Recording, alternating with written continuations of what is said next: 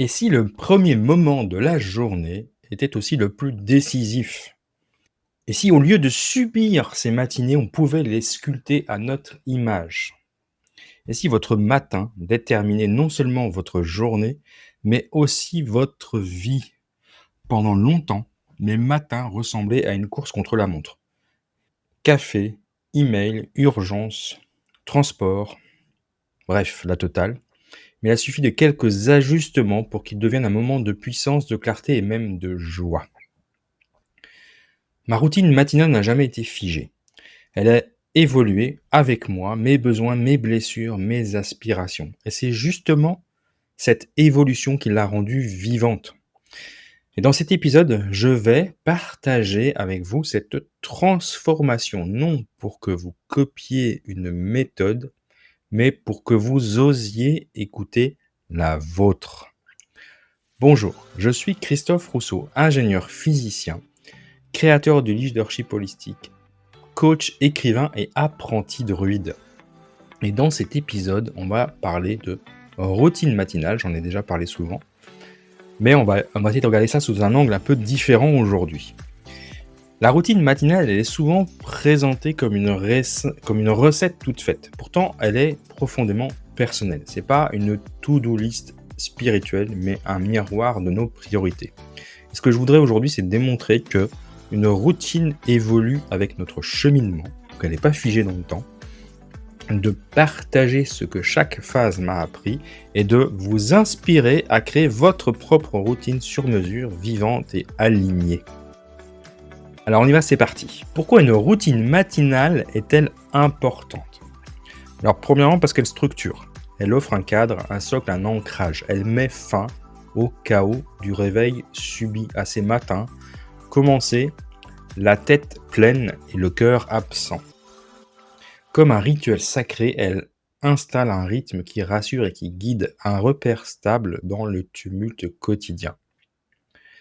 Et puis, elle permet d'apporter de l'énergie. Elle permet de se remplir d'énergie avant de donner, d'arriver dans sa journée avec clarté et non vidée dès les premières heures. Elle agit comme une recharge intérieure, un temps pour oxygéner le corps, pour éveiller l'esprit et activer la joie. Et puis, c'est aussi un moment d'alignement. C'est un moment pour soi, pour se reconnecter à son cap, à sa direction profonde. Ça devient un espace de vérité silencieuse où on écoute ce qui compte vraiment. C'est pas un luxe, c'est vraiment une boussole. Cette boussole, on l'active chaque matin, sinon on dérive.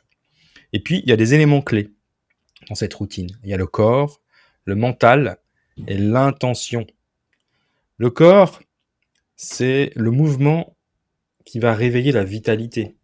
La respiration oxygène nos cellules et l'hydratation ranime nos fonctions après le jeûne de la nuit. Donc une série d'étirements doux, une marche consciente ou un verre d'eau tiède citronnée peuvent suffire à enclencher cette énergie. C'est pas le sport extrême qui compte, mais l'élan vers soi. Le deuxième point, c'est le mental. Le silence intérieur est devenu un luxe. Se l'offrir dès le matin, c'est faire de la place à ce qui compte. Quelques minutes de méditation, une lecture inspirante, ou simplement contempler la lumière du matin sans rien faire. Ça va permettre de passer du brouhaha mental à la clarté. C'est dans cette clarté que naissent les décisions justes. Et puis le troisième élément, je disais, c'est l'intention. C'est quoi le cap? Pourquoi je me lève le matin? C'est quoi mon ikigai? Clarifier ses intentions, même en quelques mots, c'est transformer la journée en offrande plutôt qu'en course. Tenir un journal, visualiser un objectif ou réciter une phrase d'ancrage permet de réaligner son esprit avec ses valeurs profondes. Chaque matin devient alors un engagement envers soi-même. Et si quelques minutes bien investies chaque matin pouvaient changer ton quotidien? C'est ce que montre une étude de l'Université de Californie de 2021. Les personnes ayant une routine matinale claire voient leur productivité grimper de 15% et leur bien-être émotionnel s'améliorer de 20%. Donc, c'est pas une légende urbaine, c'est une réalité mesurée et mesurable. Moi, typiquement, ma routine, il y a quelques années, elle commençait avec un café. bu, debout et puis elle s'est transformée en un rituel d'ancrage, de gratitude et d'intuition. Pas à pas, tentative après tentative. Évidemment, c'est mon fameux rituel druidique qui m'a apporté énormément parce que lui répond à tous mes besoins. Il répond à, l'étirement du corps, il répond à la connexion spirituelle, il répond au côté méditatif, à l'ancrage. Donc c'est vraiment ça prend moins de 10 minutes, hein, et ça, c'est vraiment le rituel qui, en tout cas pour moi, encore une fois, correspond à mes besoins pour le mois de maintenant, pour le Christophe de 2025. Le Christophe de 2020 ou le Christophe de 2015 ou de 2000, peut-être que c'était pas ça. Peut-être que oui, mais en tout cas, il le connaissait pas. Alors, quelles sont les premières étapes de l'évolution? Je voudrais parler d'ancrage émotionnel. Heu, la première phase, c'est l'urgence de faire. Mon objectif était de gagner du temps, pas de me rencontrer. Je voulais aller vite, cocher des cases, sentir que j'étais productif, mais à l'intérieur, je courais sans cap, hein, parce que ça, c'est plutôt le Christophe des années 2000, voire avant. Mes activités, c'était café, c'était, to-do list dans ma tête, et ça, j'ai encore tendance à le faire un peu, hein. C'était le rush, c'était, prendre la voiture, aller au travail, enfin, voilà. C'est mieux que rien. Évidemment, je parle pas il y a la douche, hein, il y a tout ça, mais c'est tout le monde a ce rituel du on a tous un rituel du matin, hein, enfin juste alors juste peut-être remettre l'église au milieu du village, on a tous un rituel du matin. Mais ce rituel, il s'est construit de manière plus ou moins automatique, sans réfléchir pourquoi on faisait ces choses. On prend une douche parce qu'on a besoin de se laver, parce que, ça réveille le matin aussi, ça fait du bien. Il y a plein d'effets bénéfiques à prendre la douche, mais on peut la prendre d'une manière ou d'une certaine manière ou d'une certaine autre. On peut pratiquer la pleine conscience en prenant sa douche, par exemple. On prend un café, le matin parce qu'on a besoin de quelque chose qui nous énergise. Est-ce que le café, c'est la meilleure chose? Peut-être oui, peut-être pas. On petit déjeune, certains ne petit déjeunent pas, on prend, un petit déjeuner sucré, un petit déjeuner salé, peu importe. Hem, on s'occupe de ses animaux si on en a, on s'occupe de ses enfants, et cetera. Enfin voilà, on a plein de rituels. Mais c'est souvent très désaligné en fait. Ça donne l'impression de commencer la journée en mode survie. On court déjà après le temps en fait, et c'est ça qui est catastrophique, c'est que le matin, la plupart des gens courent déjà après le temps, et si on commence comme ça, on n'est pas ancré. Émotionnellement en tout cas, on n'est pas ancré. Donc la transition pour, aller vers quelque chose d'un peu plus ancré, c'est d'entrer dans le corps. Moi un matin, je me suis surpris à bâiller sans fin. Mon corps criait, mais je l'écoutais pas. J'ai ajouté 10 minutes d'étirement et de respiration et lentement, juste pour sentir que j'étais vivant, mon corps me disait merci et mon esprit aussi. Donc ce que je retiens de ça, c'est qu'on pense pas clair quand on ne respire pas et on ne respire pas quand on vit contracté. Je reviens à mon rituel druidique, dedans il y a de la il y a évidemment de la respiration. Parce qu'on va faire des mouvements en inspirant et en expirant, et on va visualiser des choses. Donc la respiration et les étirements, c'est vraiment quelque chose qui aide. Donc là, c'est la une des premières choses que j'ai compris, c'est que le matin, commencer par quelques étirements, et de la respiration, déjà ça permet, et puis on n'est pas obligé de faire ça pendant 2 heures, hein, 10 minutes suffisent amplement. Ça permet de ne plus courir dès le matin après le temps, parce que alors c'est pas qu'on a perdu 10 minutes, hein, c'est qu'on les a gagnés. Parce qu'avec ça, on va avoir l'esprit beaucoup plus clair.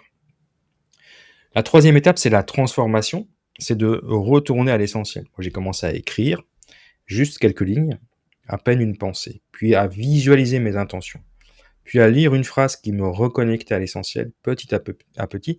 Ce moment, le matin, est devenu un sanctuaire. Et puis c'est devenu un moment de vérité, un rendez-vous avec moi-même, là où je ne triche plus, là où j'entends ce qui veut émerger. Et puis maintenant, aujourd'hui, c'est ce que j'appellerais la souplesse incarnée. Ma routine n'est jamais exactement la même. Certains matins, je médite, d'autres, je sors marcher, parfois je lis, parfois j'écoute, mais toujours avec la même intention de me préparer, de me relier, de me respecter. Alors oui, il y a des matins où je cours après le temps parce que je dois aller au travail, je dois être à 8 heures. Je sais que j'ai au moins 1 heure de trajet, voire un peu plus parce que je maîtrise pas les bouchons. Hem et donc là, ça va être on a je sens que la journée va être plus difficile de courir après le temps. Donc le challenge pour moi, ces jours-là, en particulier ces matins-là, c'est de quand même prendre ces 10 minutes ou au moins 5 minimum 5 minutes, juste pour me reconnecter avec à mon corps et à la terre et à la nature. Heu et c'est encore maintenant un vrai challenge parce que j'ai cette tendance à: «OK, ce matin j'ai un rendez-vous, il faut que je sois à telle heure, au CHUV. Je dois partir à telle heure», donc je me levais à telle heure, à 6 heures je suis debout, à 6h30 je suis parti, heu et vogue la jeunesse et j'ai pas eu le temps de faire autre chose que de partir courir après le temps parce que j'ai des rendez-vous. Et puis ça, c'est encore quelque chose qui est difficile et donc je comprends tout à fait, hein, que c'est pas facile de mettre en place ces petites routines, mais c'est ce qu'on va voir après, c'est comment le faire un peu progressivement. Et puis donc la clé par rapport à ça, c'est la flexibilité. C'est ce qui me permet de rester fidèle à l'essence sans rigidité. C'est pas grave si ce matin j'ai pas médité. Alors il y a un incontournable, c'est les rituels druidiques et puis, si je ne fais que ça, je ne fais que ça, ce qui est déjà le minimum. Heu et puis parfois je fais rien. Parce que même avec la meilleure volonté du monde et l'expérience que j'ai il m'arrive le matin de me lever et de partir dans la course et d'arriver au travail en me disant: «Mince, j'ai rien fait ce matin». Parce que j'ai juste pas pensé, tellement j'étais préoccupé par arriver à l'heure. Et je comprends que c'est difficile pour beaucoup de gens qui sont dans cet état d'esprit-là tous les jours. Moi, j'ai la chance de faire du télétravail, donc il y a des matins puis il y a des matins où j'ai pas de rendez-vous, hein. Les matins où c'est pas grave si j'arrive à 8h30, parce qu'on va pas m'embêter par rapport à mes horaires et puis, c'est OK. Moi, je refuse de me lever, moi j'ai besoin de mes 6-7 heures de sommeil, donc je me lève, entre 5h30 et 6h, jamais avant, jamais après et je refuse d'empiéter sur mon sommeil non plus parce que j'en ai besoin. Donc voilà, c'est un doux, jeu d'équilibriste, mais la flexibilité justement, l'équilibriste, il a besoin de flexibilité et ça, c'est vraiment important. Vous pouvez essayer plein de choses, faire plein de choses, puis il y a des matins où vous allez pouvoir faire beaucoup plus de choses que d'autres, parce que vous serez à la maison. Les matins où vous pourrez pas et l'idée, c'est de trouver les petites choses qui vont être les plus efficaces, qui vont prendre le moins de temps et qui vont vous permettre de bien débuter cette journée, ou de bien la poursuivre. Parce que je rappelle que dans le druidisme, on débute notre journée le soir au coucher. Alors quels sont les bénéfices concrets, heu, d'une, routine matinale flexible? Alors, bah, sur le plan personnel, moi, je me rends compte que parce qu'il m'arrive des périodes où le fais moins ou peu, quand je le fais, je suis vraiment, mieux ancré et plus calme, plus aligné avec mes pensées. Mon humeur est vraiment meilleure. Mes journées commencent dans la conscience et pas dans l'automatisme. Donc ça, ça change la vie quand même. Sur le plan professionnel, j'ai des je mes décisions sont plus claires, mes actions sont plus cohérentes, mes projets sont plus alignés parce que dans ces rituels du matin, alors moi je remplaçais alors je prends encore du café de temps en temps, mais pas forcément tous les jours. Par contre, je prends une préparation, à base de champignons adaptogènes, donc ça peut être le goût peut être soit du café, soit du chocolat, mais il y a très peu de caféine. C'est pas forcément la caféine là l'idée c'est les champignons et ça va vraiment aider à m'ancrer, à clarifier mes idées, à, me focaliser plus. Je ne sais pas si je suis, si je souffre de troubles, de l'attention. Je me suis jamais fait diagnostiquer et puis je passe enfin, j'ai pas c'est pas important pour moi, mais je sais que je peux être très dispersé par moment. Donc là, ça a vraiment, aidé à clarifier en tout cas, focaliser ma créativité de manière exceptionnelle grâce à cette routine que j'ai ajoutée dans ma routine du matin qui est la j'ai remplacé le café par les champignons adaptogènes. Ça a changé ma vie. Sur le plan relationnel, je suis plus présent aux autres, moins réactif, plus à l'écoute, moins colérique. Alors moi, la gestion de la colère, j'étais quelqu'un qui avait, quand j'avais 30 ans ou 40 ans, qui était sujet à des pics émotionnels importants. Ça, je l'ai vraiment réglé avec le magnésium. Le magnésium, c'est extraordinaire comme ça a pu, personnellement en tout cas moi, m'a aidé à gérer mes émotions, mes pics d'émotions. moins réactif, plus à l'écoute et ça change vraiment tout. Ça change tout parce que les gens, se comportent aussi de manière différente. Parce que je ne les vois pas de la même manière, je ne réagis pas de la même manière. Ça a vraiment changé énormément de choses dans ma relation aux autres. Et puis globalement, j'ai le sentiment que chaque journée est un choix, que ma vie n'est plus une suite d'obligations, mais un chemin d'alignement. Pourquoi je dis ça? C'est que, quand je retombe, parce que ça m'arrive encore, hein, je l'ai déjà dit, hein, dans ce mauvais réflexe de courir après le temps le matin, je sens que je cours après le temps toute la journée, que toute ma journée, je n'ai rien choisi. Je ne fais que subir le temps, les objectifs, les rendez-vous, le trajet, les bouchons et cetera. Puis en général, ça rate pas, hein, les bouchons, je les ai, hein. Hem, donc c'est des journées et j'ai pas encore, toutes les enfin je dirais que j'ai pas les solutions. Si, la solution, je viens de la donner, hein, c'est évidemment de ne pas courir après le temps dès le réveil, mais déjà de se poser, de s'aligner, de s'ancrer, quel que soit le rituel qu'on choisit de mettre en place. Rituel, routine, hein, vous l'appelez comme vous voulez, hein, si le mot rituel vous gêne, vous pouvez appeler ça routine ou juste votre activité du matin. Qu'est-ce qu'on fait le matin? Il y a les incontournables comme la douche, mais il y a d'autres moments dans la matinée, dans le démarrage de la journée en tout cas, qui sont importants et qui vont vous permettre de ne pas courir après le temps. Et en tout cas, moi, je vois franchement la différence entre les moments où je dois courir après le temps, les jours où je dois courir après le temps, où c'est des jours où je l'ai subi, enfin, je subis ma journée et les jours où je choisis de ne pas subir parce que je n'ai pas démarré de la même manière, j'ai pas couru. Ça veut pas dire que j'ai pas eu du stress dans la journée, que j'ai pas dû répondre à des injonctions et des obligations de par mon travail, mais l'état d'esprit est pas le même et l'alignement est pas le même et j'ai pas le sentiment que je vis une suite d'obligations. Et puis ça change énormément de choses dans la journée. Et en général, dans ces journées-là où je suis plus aligné, où j'ai mieux démarré, où j'ai mieux démarré la journée, j'ai des moments de créativité beaucoup plus intenses et du coup, vraiment, j'ai l'impression que la journée est meilleure, quoi. Globalement, une bonne journée, c'est parce que j'ai bien commencé, ma routine du matin. Alors, comment créer ou ajuster votre propre routine? Parce que l'idée, c'est pas de copier ce que je fais, mais c'est de vous inspirer. Alors déjà, la première chose que je dirais, c'est de clarifier vos besoins. Hem, Qu'est-ce qui me ferait du bien le matin? Donc là, ce que je vous propose, c'est de prenez un moment, voilà, vous vous asseyez tranquillement, vous êtes en train d'écouter ce podcast, asseyez-vous ou allongez-vous, fermez les yeux et demandez-vous: «Qu'est-ce qui me ferait du bien le matin?» Est-ce que c'est du mouvement? Est-ce que c'est du calme? Est-ce que c'est de l'inspiration? Notez mentalement ce qui vous vient à l'esprit sans réfléchir. Par exemple, ça peut être: «J'ai besoin de lenteur» ou «J'ai besoin» à contrario, «J'ai besoin d'énergie» ou «J'ai besoin de clarté». Voilà, c'est qu'est-ce qui vous vient tout de suite là en m'écoutant? Ensuite, ajoutez un seul élément. Choisissez une pratique qui correspond à ce besoin.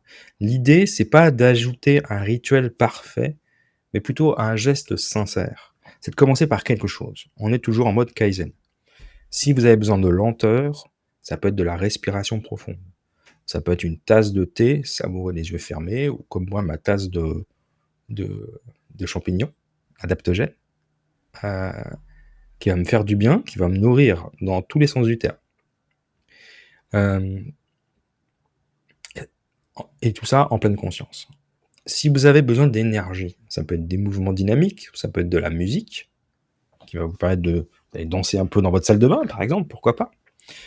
Ça peut être des étirements, ça peut être des choses qui fait que vous allez un peu réveiller votre corps de manière physique parce que vous sentez que vous avez besoin d'énergie. Si vous avez besoin plutôt de sens, ça peut être des citations inspirantes, une phrase d'intention que vous allez prononcer chaque matin pendant un certain temps, puis après vous allez la changer, vous allez en rajouter d'autres, voilà, des phrases un peu inspirantes ou des choses positives ou des choses motivantes que vous allez, pouvoir lire chaque matin. Répéter à haute voix, et puis observer l'impact. Heu, Ce qui change n'est pas toujours spectaculaire, mais par contre c'est réel et c'est souvent subtil. Une respiration profonde, ça va peut-être vous éviter une réaction impulsive plus tard. Un moment de gratitude, ça va peut-être vous faire voir la journée autrement. Donc utilisez un petit journal pour ça, parce que ça va vous aider à percevoir l'évolution sur plusieurs jours. Si on note pas les choses, on a tendance à oublier, surtout quand là, ce sont des choses subtiles. Donc notez les petites choses qui changent, les petits tests que vous faites, juste pour voir. L'idée, c'est d'être flexible, souple, mais d'être constant. C'est pas la performance qui compte, c'est plutôt la fidélité à votre intention. La routine idéale, elle n'est pas rigide, elle est vivante comme vous, hein. Ce que j'expliquais tout à l'heure, il faut de la flexibilité. Si un matin vous sautez une étape, ne culpabilisez pas, revenez-y le lendemain simplement. Et ça, c'est pas facile parce on est très sévère avec nous-mêmes. En tout cas, pour les personnes extrêmement perfectionnistes, on peut être très sévère avec soi. Et donc, si on commence à faire quelque chose, puis qu'on rate un jour, on se dit: «Bon, voilà, je suis pas capable de tenir, donc je laisse tomber». Non, non, non, non, c'est pas grave. Ça peut arriver de ne pas pouvoir faire. Ça peut arriver le matin de se lever et de courir après le temps. Moi-même, ça m'arrive encore et c'est OK, je c'est pas grave.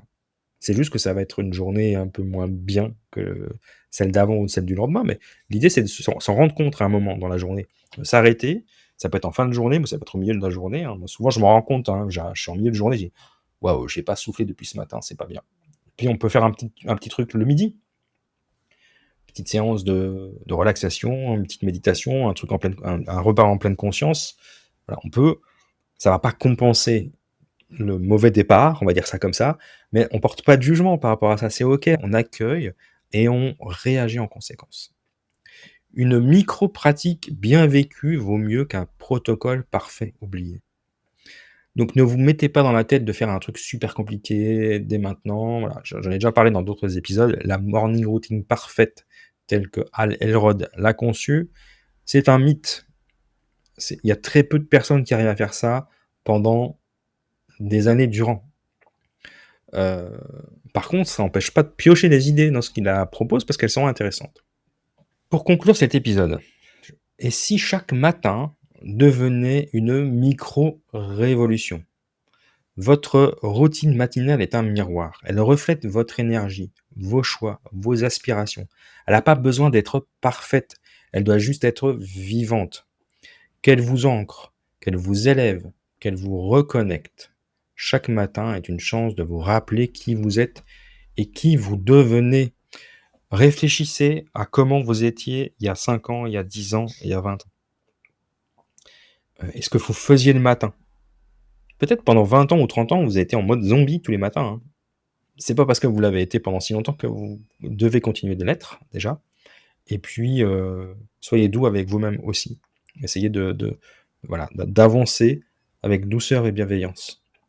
Le défi de la semaine: devenez l'observateur bienveillant de votre matinée. Identifiez un geste, aussi petit, aussi simple soit-il, à transformer. Un réveil plus doux, une pensée de gratitude, un moment de silence. Puis écoutez, qu'est-ce que ce détail change dans votre journée et dans votre état intérieur? Hem, Vraiment, je pense que maintenant vous connaissez, hein, pour ceux qui m'écoutaient depuis un moment. En tout cas cette année, la grande thématique, c'est les petits pas, c'est les kaizen et c'est la douceur avec soi.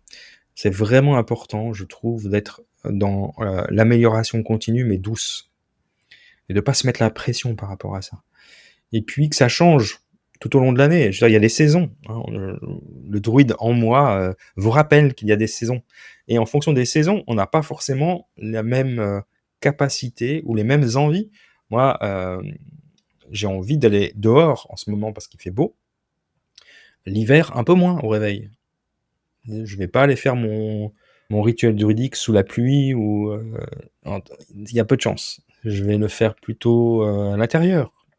Après, peut-être qu'on a quand même envie de se connecter à la nature et puis de trouver un endroit abrité pour faire sa petite routine du matin, peu importe.